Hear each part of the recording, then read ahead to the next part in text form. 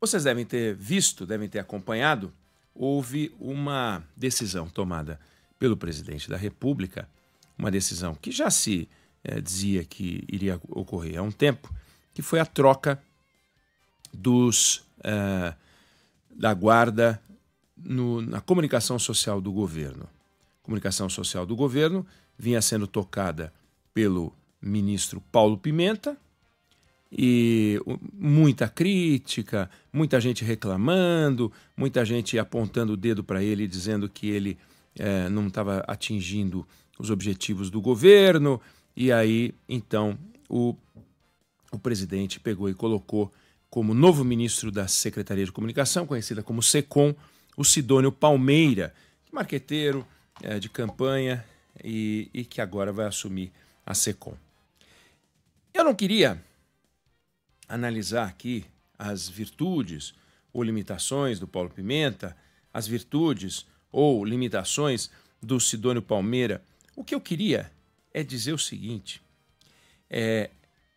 os nossos líderes, tanto faz se são políticos, líderes empresariais, eles sempre dizem que eles têm um compromisso umbilical com a comunicação. Não importa o tamanho que tenha, se o negócio é grande, se o negócio não é, se é prefeitura, se é governo, se é presidente da República, eles sempre dizem que eles têm uma relação umbilical com a comunicação, que eles estão aí para prestar contas, que eles entendem que é fundamental dialogar direito com a sociedade. Mas quando você vai ver, prestar contas mesmo é algo que governantes e empresários também não gostam de fazer. Reconhecem a necessidade de falar, mas eles querem falar só sobre notícias boas. Não querem falar sobre as coisas quando elas não estão boas, nas horas ruins. Tanto no setor público quanto no setor privado, a vida real é que não há um grande apreço pela comunicação, a não ser quando surge uma crise reputacional, uma crise de imagem, uma avaliação de que o governo precisa, ou a empresa precisa dar um choque para tentar mudar a imagem. E aí estamos com um problema de comunicação. O que é um problema de comunicação e o que é um problema governamental? E é importante a gente ter claro que a maior parte, uma parte, sim, mas a maior parte não guarda qualquer relação das crises com a área de comunicação. Nenhuma relação. O que acaba acontecendo, na maior parte dos casos, são decisões mal tomadas, são atitudes que foram adotadas por governos ou por empresas e que geraram uma crise e que pioraram a imagem da empresa.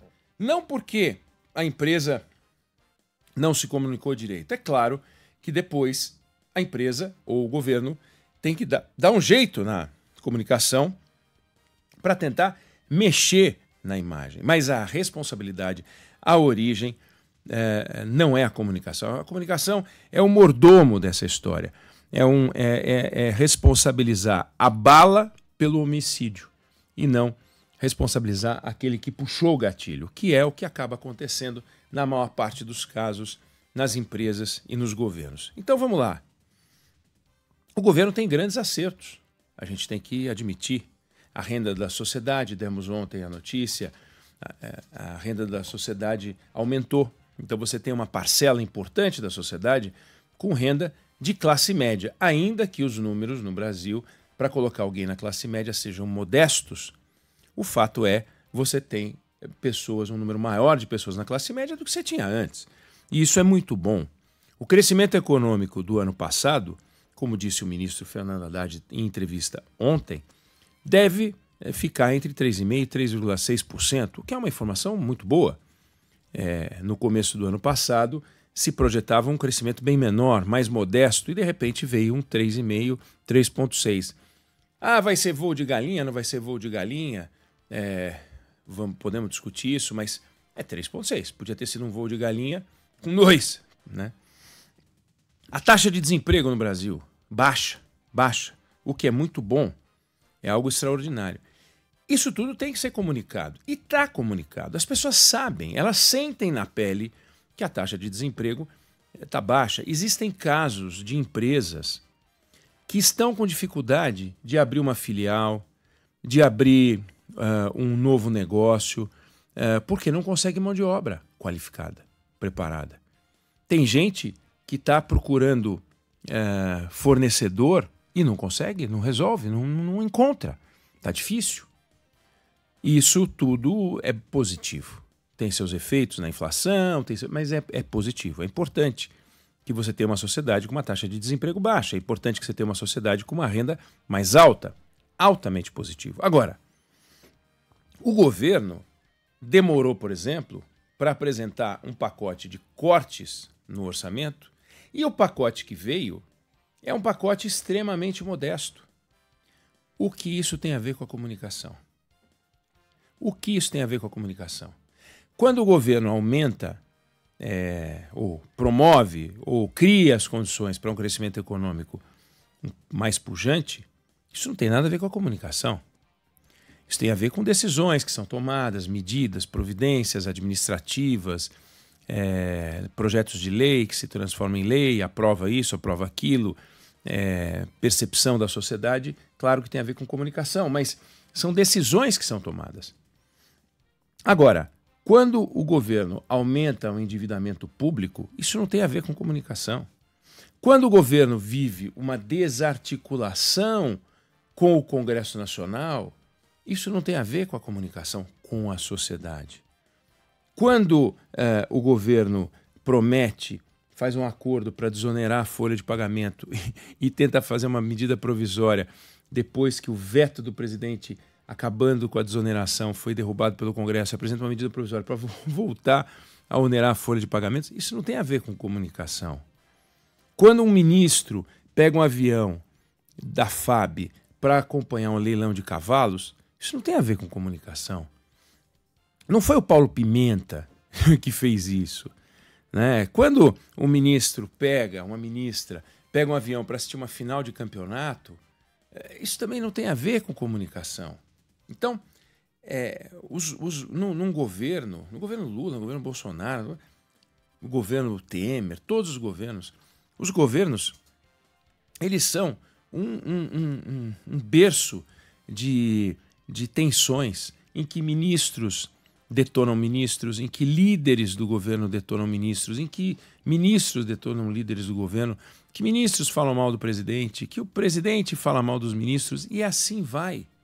São os maiores agentes de intrigas, são os próprios ministros, são os assessores, são os auxiliares, os deputados, os senadores. Então, se a gente olhar a lista de problemas de um governo, a gente vai ver o seguinte: a comunicação é um dos desafios. Agora, dizer que um governo trocando o ministro das comunicações, trocando a SECOM, vai conseguir mudar a sua imagem, é preciso primeiro reunir os ministros e começar a cobrar de cada um deles que façam o seu trabalho, que se credenciem como gestores das suas áreas, que atribuam ao governo, o que é uma coisa que raramente acontece. Aliás, é impressionante como os governantes, os assessores, né, fazem isso com o presidente, com os governadores e tal.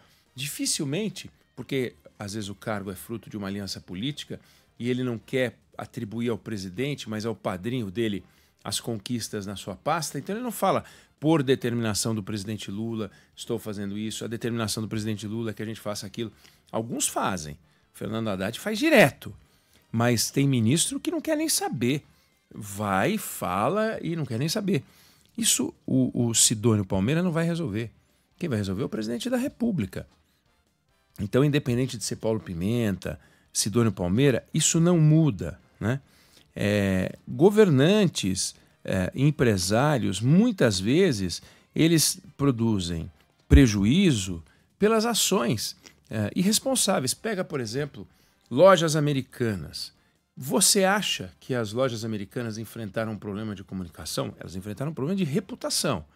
Mas decorrente do quê? De uma fraude, a maior fraude corporativa dos últimos tempos. E isso é muito importante. O governo Dilma, que foi um desastre não por falha de comunicação, foi um desastre porque a Dilma produziu a maior recessão da história do Brasil. Aí a gente pega alguns governantes, por exemplo, o governo Temer, por mais que ele tentasse investir o tempo, energia e comunicação, a popularidade dele era muito baixa, dada a conjuntura. Enfrentou 2 tentativas de afastamento do cargo, uma série de coisas. Entrou com uma fama de golpista, né? Porque os petistas chamavam ele de golpista.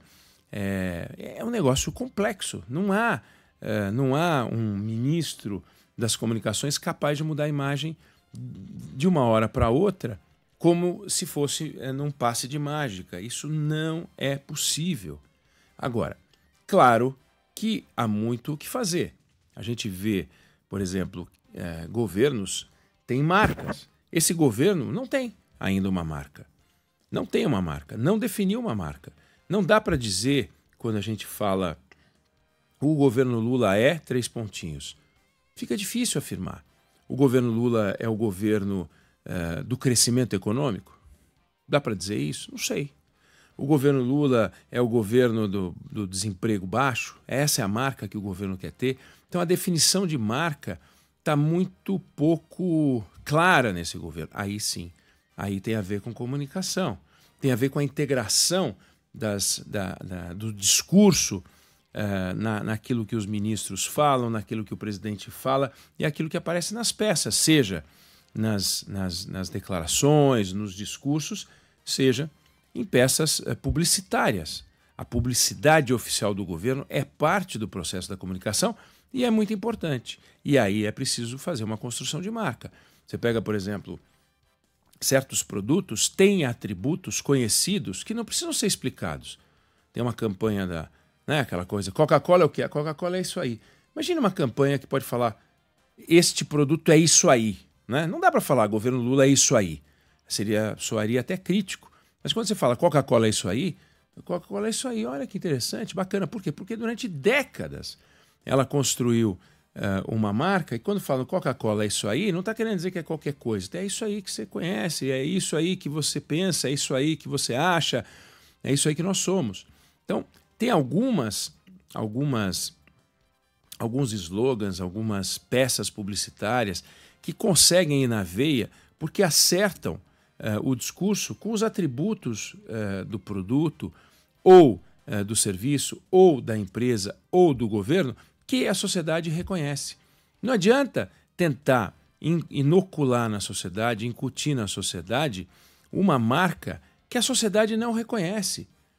Faz uma pesquisa e o governo não é percebido com aquela marca. Não adianta querer dizer que o Lula é o governo das decisões firmes, rápidas e sólidas. Não vai colar, porque o governo Lula vive uma crise atrás de crise em função dos desafios da relação com o Congresso Nacional e todos os outros desafios, o fato de ser um governo de uma aliança muito ampla. Tem várias explicações para isso. Não dá para dizer Lula o resoluto, Lula aquele que decide sem hesitação.